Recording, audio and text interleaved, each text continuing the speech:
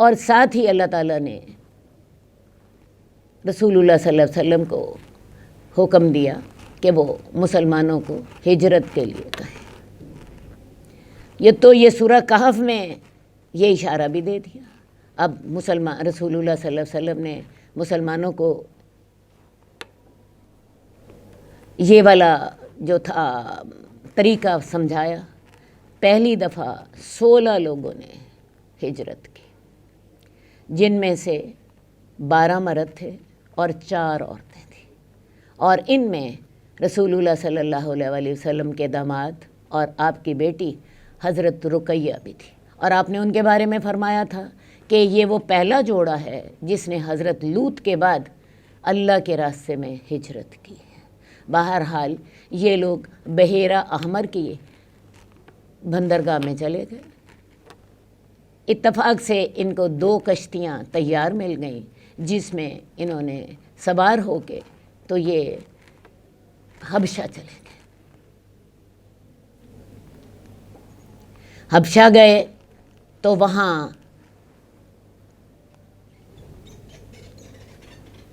حالات جو تھے نسبتاً پرامن تھے، لیکن چین وہاں بھی نہ آیا۔ کفار نے کیا کیا، اپنے 2 بہترین آدمی جو تھے ان کو وہاں بھیجا، جو بڑے سمجھدار اور بات چیت کے بڑے ماہر تھے۔ ایک کا نام عمر بن عاص تھا اور دوسرے کا نام عبداللہ بن ربیعہ تھا۔ یہ لوگ جو تھے یہ ڈھیر سارے تحائف لے کر گئے۔ یہ وہاں کے پادریوں سے ملے۔ حبشہ جو تھی ایک عیسائی ریاست تھی، تو وہاں کے پادریوں سے ملے اور انہوں نے ان کو اپنے حق میں ہموار کیا اور انہیں کہا کہ بات یہ ہے کہ یہ کچھ نوجوان ہیں جو اپنے قبیلوں سے بغاوت کر کے یہاں آ گئے ہیں۔ یہ نہ تو ہمارے دین میں ہیں اور نہ ہی انہوں نے تمہارے والا دین اختیار کیا ہے، انہوں نے ایک نیا دین اختیار کر لیا ہے اور یہ ہمارے باغی ہیں، ان کو ہمارے سپرد کر دیجیے۔ بادشاہ جو تھا اسہمہ نجاشی اس کا نام تھا، وہ کہنے لگا کہ میں جب تک دوسرے فریق کی بات نہ سن لوں میں کوئی فیصلہ نہیں کروں گا۔ بادشاہ نے کیا کیا، اگلے دن مسلمانوں کو بھی دربار میں بلا لیا۔ مسلمانوں نے حضرت جعفر طیار جو کہ حضرت علی کے بڑے بھائی تھے ان کو اپنا نمائندہ بنایا اور انہوں نے بادشاہ سے بات کی۔ انہوں نے کہا بادشاہ ہم بتوں کو پوجتے تھے، ہم مردار کھاتے تھے، ہم بیٹیوں کو زندہ دفن کرتے تھے، ہم حرام اور حلال کی پرواہ نہیں کرتے تھے، ہم میں سے طاقتور کمزور کو دباتا تھا۔ تو ان حالات میں اللہ تعالیٰ نے ہمارے اندر اپنا ایک نبی بھیجا، وہ ہمیں توحید کی دعوت دیتے ہیں، وہ ہمیں حلال و حرام کی تمیز کرنے کا سکھاتے ہیں، وہ ہمیں نیک باتوں کا حکم دیتے ہیں، وہ ہمیں صلہ رحمی کی تلقین کرتے ہیں، اور اسی طرح انہوں نے اپنے دین کا بڑے مناسب الفاظ میں تعارف کرایا۔ تو ان لوگوں کو یہ باتیں پسند نہیں آئیں، انہوں نے ہمارے اوپر ظلم کیا۔ انہوں نے ظلم کی بھی تھوڑی سی تفصیل بتائی، اور ہم اے بادشاہ تیرے ملک میں پناہ لینے آئے ہیں، کیونکہ ہمیں علم ہے کہ آپ عدل کرنے والے بادشاہ ہیں، تو ہم اس لیے آپ کے ملک میں پناہ لینے کے لیے آئے ہیں۔ جب بادشاہ نے یہ بات سنی تو اس نے وہ جو کفار کے نمائندے تھے ان کی بات جو تھی وہ ریجیکٹ کر دی۔ اب انہی 2 لوگوں نے ایک اور چال چلی۔ وہ اگلے دن پھر پادریوں سے ملے اور کہنے لگے کہ اصل بات یہ ہے کہ یہ حضرت عیسیٰ کے بارے میں ان کا رویہ جو ہے، ان کا عقیدہ بڑا غلط ہے۔ میں نے آپ کو بتایا کہ وہ ایک عیسائی ریاست تھی، تو حضرت عیسیٰ کے بارے میں ان کا رویہ بڑا غلط ہے، تو ذرا آپ یہ تو پتہ کر کے دیکھیں۔ خیر جی، بادشاہ نے دوبارہ دربار منعقد کیا اور ان سے کہا کہ تمہارا حضرت عیسیٰ کے بارے میں کیا رویہ ہے، کیا عقیدہ ہے۔ اس وقت حضرت جعفر نے کیا کیا کہ سورہ مریم کی ابتدائی 2 رکوع جو تھے ان کی تلاوت کی۔ آپ کو علم ہے کہ سورہ مریم میں حضرت مریم کے ہاں حضرت عیسیٰ کس طرح پیدا ہوئے اس کا بڑا تفصیلی ذکر ہے، بہت تفصیلی ذکر ہے۔ جب حضرت جعفر نے وہ تلاوت کر لی تو اس نے دیکھا کہ نجاشی جو تھا زاروں کے تار رو رہا تھا، اس کی داڑھی گیلی ہو گئی تھی، اور اس کے ساتھ اس کے جو پادری تھے ان کا بھی یہی حال تھا۔ نجاشی نے کیا کیا، زمین سے ایک تنکا اٹھایا اور تنکا اٹھانے کے بعد کہنے لگا کہ حضرت عیسیٰ اس سے نہ ایک تنکا زیادہ تھے نہ ایک تنکا کم تھے۔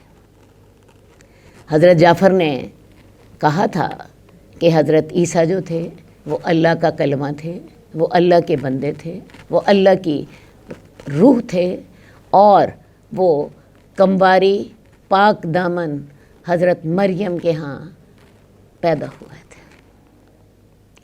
تو نجاشی کہنے لگا کہ اللہ کی قسم وہ اس سے نہ ایک تنکا زیادہ تھے نہ ایک تنکا کم تھے۔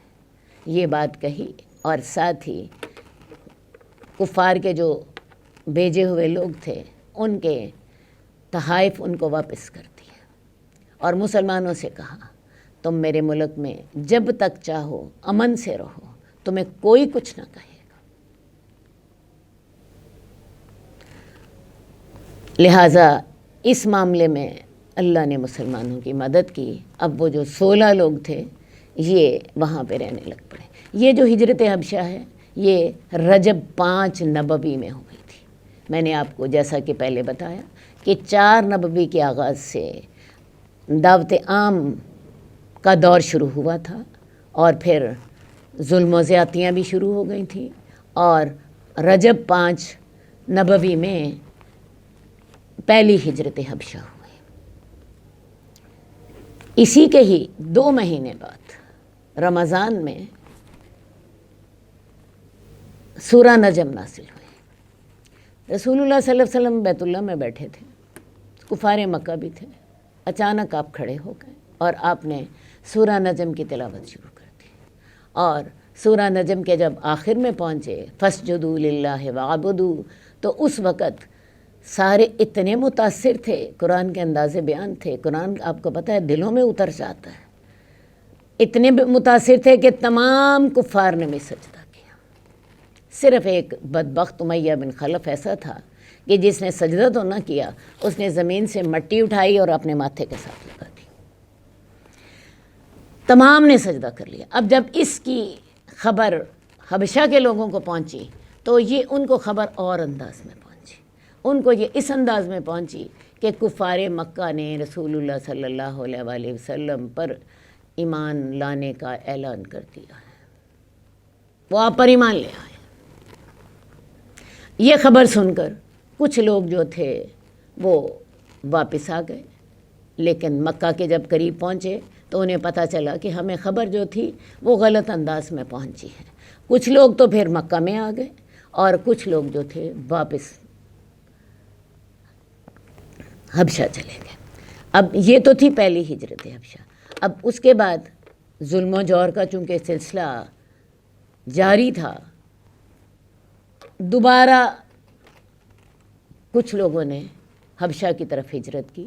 اب ہجرت کرنے والے لوگوں کی تعداد جو تھی زیادہ تھی، مردوں کی تعداد 83 تھی اور عورتوں کی تعداد 18 تھی، یعنی یہ تقریباً 101 افراد تھے۔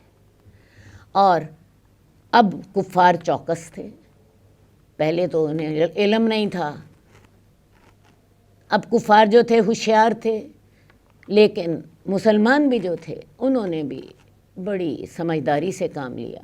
بہرحال یہ لوگ بھی نجاشی کے ملک حبشہ میں پہنچ گئے، وہاں پہ پہنچ گئے اور یہ وہاں پہ اطمینان کے ساتھ رہنے لگ پڑے۔ اللہم صلی علی محمد وعلی آل محمد کما صلیت علی ابراہیم وعلی آل ابراہیم انک حمید مجید اللہم بارک علی محمد وعلی آل محمد کما بارکت علی ابراہیم وعلی آل ابراہیم انک حمید مجید.